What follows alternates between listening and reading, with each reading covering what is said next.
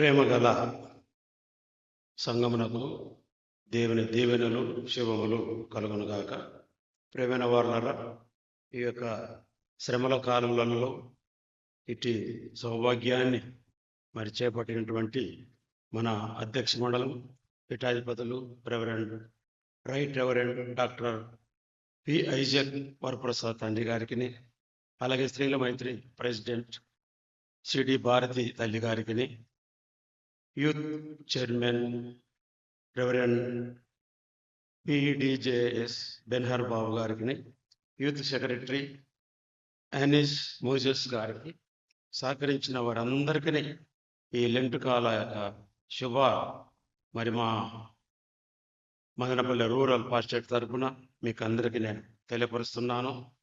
ఈ శ్రమల కాలంలో నాకు ఇచ్చినటువంటి అంశము గలతీయులకు రాసిన పత్రిక 5వ అధ్యాయము 22వ వచనములో అక్కడ ఆత్మ ఫలాలు అన్నటువంటి అంశాలు ఉన్నాయి.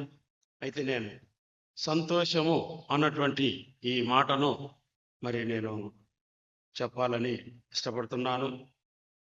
ఈ సంతోషం దేవుని యొక్క ఆత్మ ఫలం క్రీస్తు రాయబారి అయినటువంటి పౌలు గలతీయ ప్రాంతంలో క్రీస్తు సంఘాలకు క్రీస్తు శకం 49-58 సంవత్సరాలలో ఈ లేఖ వ్రాసి ఉన్నాడు. రెండవ శుభవార్తలో ఈ ప్రచారంలో స్థాపించినట్టుగా చరిత్ర మనకు తెలియపరుస్తున్నది.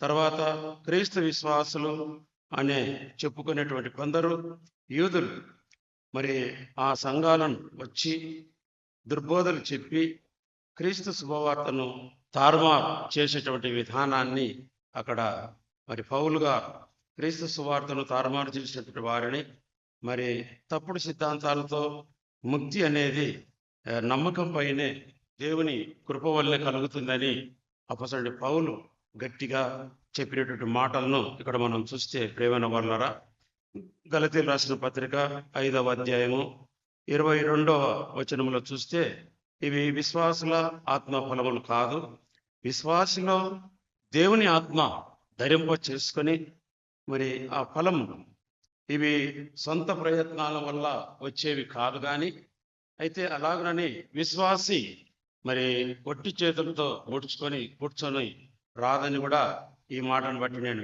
గుర్తు చేస్తున్నాను. అయితే పవిత్రాత్మతో జీవించాలి, పవిత్రాత్మ ప్రకారము మనం నడుచుకోవాలి.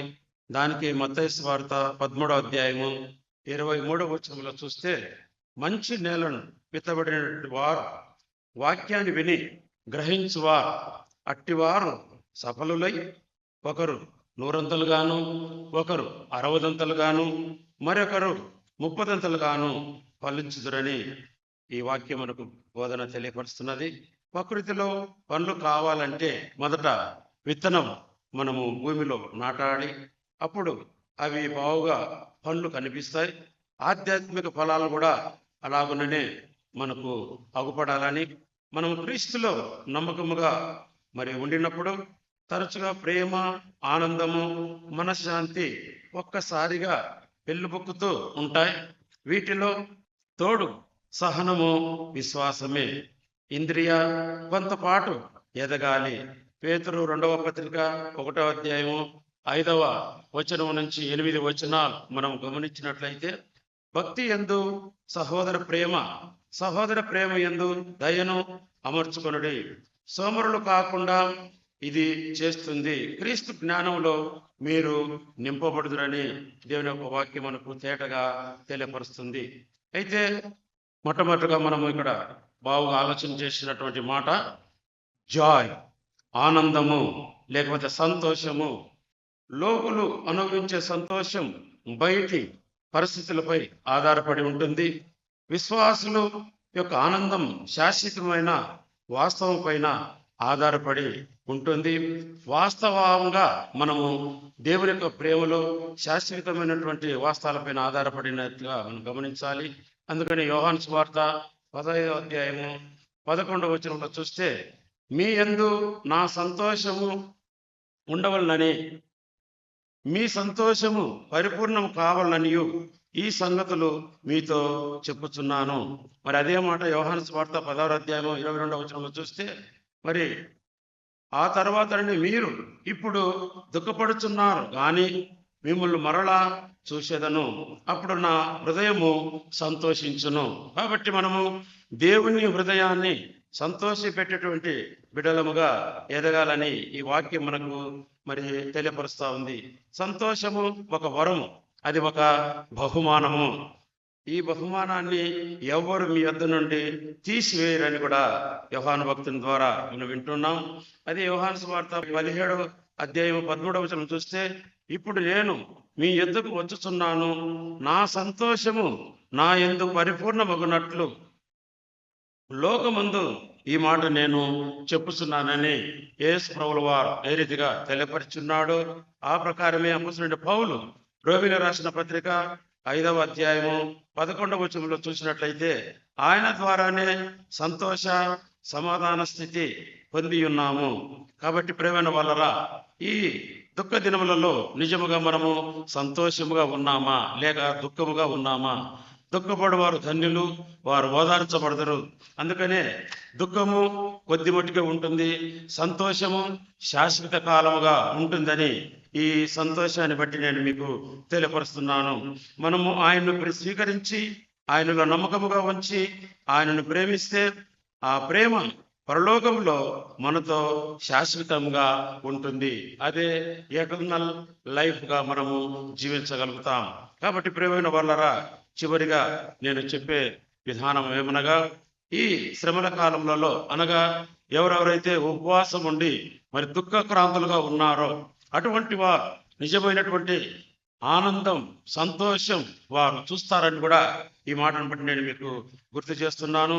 కాబట్టి ఈ లెంటు కాలంలో మరి ప్రవేశించినటువంటి మనము సంతోషంగా ఆయన శిలువ నీడలో చేరినట్లయితే పాప బంధకముల నుండి మరి విడిపింపబడి ఆనందంతోనూ సంతోషంతోనూ నింపబడదుము అని ఈ కొరత నిబంధన వచనాలు మనకు తెలియపరుస్తున్నాయి.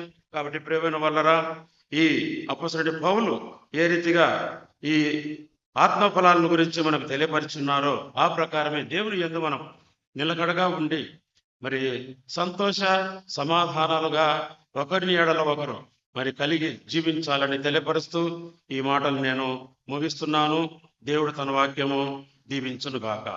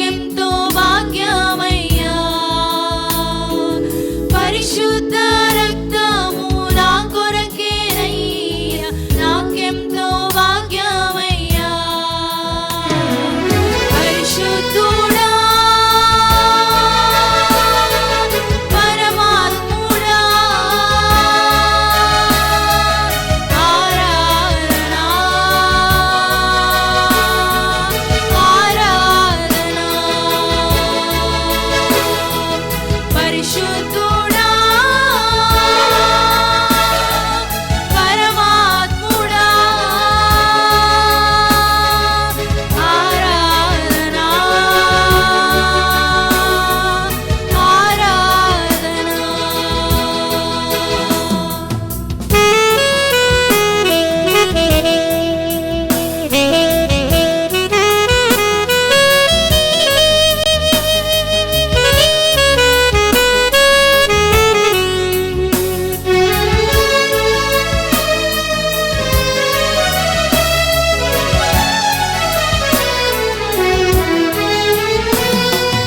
ఎన్నెన్నో ఇక్కట్లు బ్రతుకులో వచ్చిన నిన్ను విడువనయ్యా.